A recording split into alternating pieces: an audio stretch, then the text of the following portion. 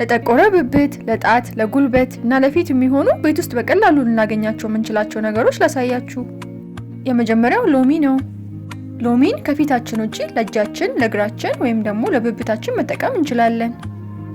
የምንፈልገው ቦታ ላይ እንደዚህ እንቀባውና ለተወሰነ ደቂቃ ለ10 ወይም ለ15 ደቂቃ ቆይተን እንታጠበዋለን።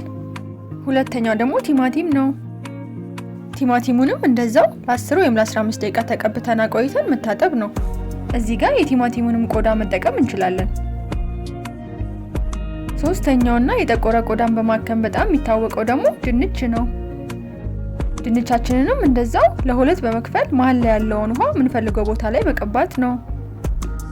ከዛ ያው የተወሰነ ደቂቃ አስቆይቶ መታጠብ ነው።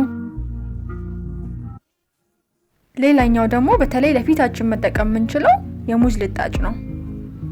የሙዙን ልጣጭ እንደዚህ አድርገን እንልጠውና ፊታችንን በደንብ አድርገን መቀባት። ከዛ 10-15 ከፈለገን 20 ደቂቃ ቆይተን መታጠብ ነው። ይሄ የጠቆረ ቆዳን ከማከም በላይ ለቆዳችን በጣም ብዙ ጥቅሞች አሉት። ለምሳሌ ቆዳችን እንዲለሰልስ፣ ግሎ እንዲያደርግ እና ደግሞ ያለ ዕድሜ የሚመጣ የቆዳ መሸብሸብን ይከላከላል።